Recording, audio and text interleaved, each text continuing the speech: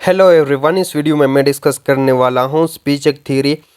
Completely discuss करूँगा speech act theory को। Video थोड़ी लंबी होने वाली है because I will be discussing all the concept related to it. इसके अंदर बहुत सारे कॉन्सेप्ट्स आ जाते हैं इस थ्योरी के, वर्जन्स, टाइप्स और एग्जांपल्स के थ्रू डिस्कस करेंगे कंप्लीटली आज के इस वीडियो में। सो begin with the speech act theory. Basically क्या है, ये एक रिएक्शंस था against the truth conditional semantics के खिलाफ, राइट, इसके against. So basically speech act theory ये प्रपोज किया था जॉन अस्टिन और जॉन सर्ल ने। सो बेसिकली टू लिंग्विस्ट है, सो इसीलिए इस स्पीच एक थ्योरी के टू वर्जन्स हमारे सामने आ जाते हैं। सो उनको भी हम डिस्कस करेंगे। सो बेसिक अजम्पशन क्या है स्पीच एक थ्योरी का, वो ये कि language is use to carry out action और टू परफॉर्म एक्शन।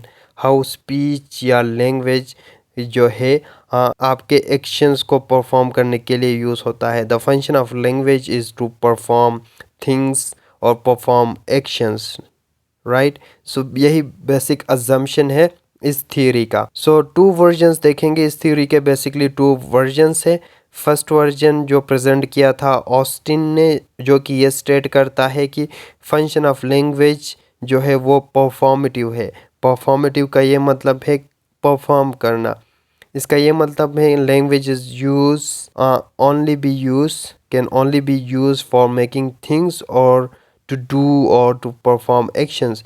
जबकि दूसरा वर्जन इसी कोई एक्सटेंड किया था सर्ल ने, represented by the Searle, which states that the function of language is both performative और क्या है कंट्राटिव। ठीक है, परफॉर्मेटिव भी है और कंस्ट्राटिव भी है। इसका क्या मतलब है? इसका ये मतलब है language can be both use for performing action as well as describing things. Perform भी करता है ये जो है, डिस्क्राइब भी करता है। सो परफॉर्मेटिव्स को कैटेगराइज किया गया है बेसिकली टू टर्म्स के अंदर कि ये परफॉर्मेटिव्स इम्प्लिसिट भी हो सकते हैं, एक्सप्लिसिट भी हो सकते हैं। सो स्पीच थ्योरी के अंदर इम्प्लिसिट और एक्सप्लिसिट परफॉर्मिंग रेफर करता है डिफरेंट वेज में जिसमें स्पीच एक्ट को परफॉर्म किया जाता है। They relate to how the speaker convey their intended illocutionary speech acts. So explicit performatives क्या है? एक्सप्लिसिट परफॉर्मेटिव्स वो है जो कि इन्वॉल्व होते हैं, यानी एक्सप्लिसिट मैनर यानी डायरेक्टली बताना, डायरेक्टली स्टेट करना आपके इलोक्यूशनरी एक्ट्स को कि वो परफॉर्म हो, उसको एक्सप्लिसिट परफॉर्मेटिव कहेंगे। जो स्पीकर है वो direct straightly straight forward explicit manner में ये डिक्लेयर करता है अपने इंटेंशंस को कि मैं ये चाहता हूँ। एग्जाम्पल समझते हैं।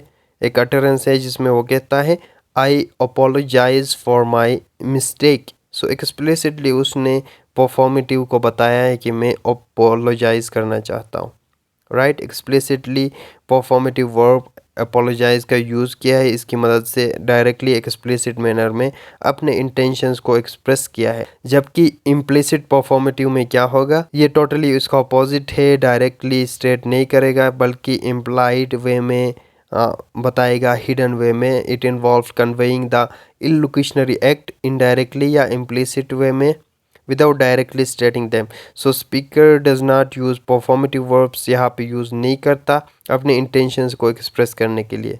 For example एक utterance है could you pass me the salt।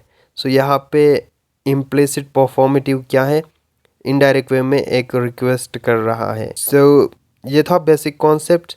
So speech act के अंदर तीन मेजर कॉन्सेप्ट है, तीन एक्ट्स है जिनको हम डिस्कस करेंगे। लोक्यूशनरी एक्ट्स, इलोक्यूशनरी एक्ट्स और परलोक्यूशनरी एक्ट्स। सो लोक्यूशनरी एक्ट्स कौन से हो गए? Locutionary acts refer to the basic act of producing an utterance, कि आप मीनिंगफुल अटरेंस प्रोड्यूस करना, उसको लोक्यूशनरी एक्ट कहा जाता है। एक्ट ऑफ प्रोड्यूसिंग मीनिंगफुल या सेंसफुल अटरेंस, उसको लोक्यूशनरी एक्ट कहा जाता है। It focus on the surface level meaning and literal meaning of the words involve होते हैं इसके अंदर। फॉर एग्जांपल एक सेंटेंस है the locutionary act involve producing utterance it is not, कहता है is it not hot here, with the grammatical structure इसका देखा जाए वर्ड और सिंटैक्टिक एलिमेंट्स क्वेश्चन पूछ रहा है। It is the act of conveying a grammatical correct statement या क्वेश्चन की स्पीकर। सो यहाँ पे सिंपली बात कर रहा है वो हॉटनेस की, वेदर की, राइट। सो सिंपल है।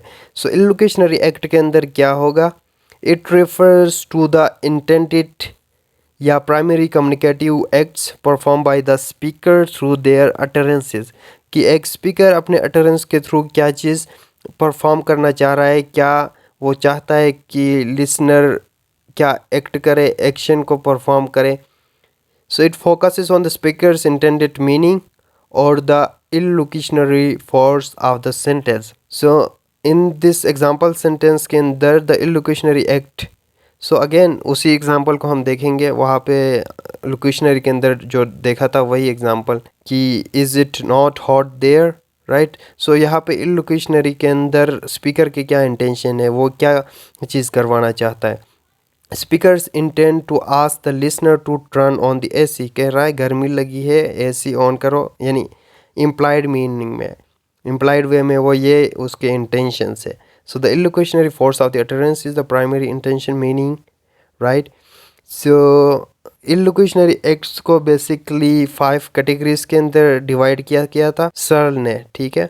So the first one is the representatives. They contain a certain statement about the world. Representatives refer करता है simple statements को about the world, जो कि describe करेगा, claim करेगा, conclude करेगा। For example, no one makes a better cake than me, ठीक है, ये एक डिक्लेरेटिव है, डिस्क्राइब करता है, क्लेम करता है।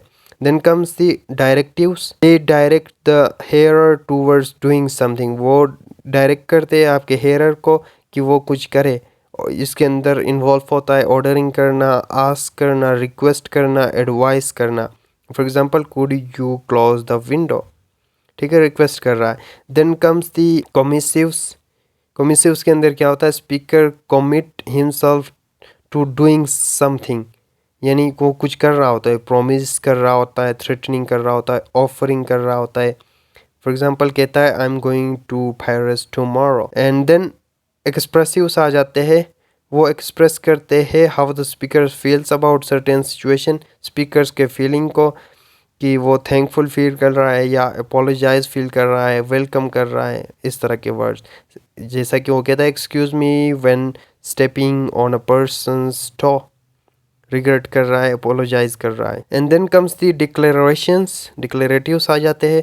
It's the point of which is to bring something about in the world, कुछ करना, जैसा कि क्रिश्चनिंग करना, मैरिंग, फायरिंग। सो ये डिक्लेरेटिव्स के अंदर आ गए। एंड डिस्कस कर रहे थे थर्ड टाइप परलोक्यूशनरी एक्ट के अंदर क्या होता है। Perlocutionary act refers to the effect, it refers to the effect, impact या रिस्पॉन्स, की क्या इफेक्ट हुआ, क्या इम्पैक्ट हुआ, क्या रिस्पॉन्स हुआ, that the speaker intends to achieve in the listener, क्या इफेक्ट चाहता है लिसनर। सो इट फोकस करता है कॉन्सिक्वेंसेस पे, इफेक्ट्स पे, कि आपके स्पीच का, अटरेंस का क्या इफेक्ट रहा, उसके क्या कॉन्सिक्वेंसेस रहे। उसी एग्जांपल को देखते हैं, इज़ इट हॉट हेयर, वही।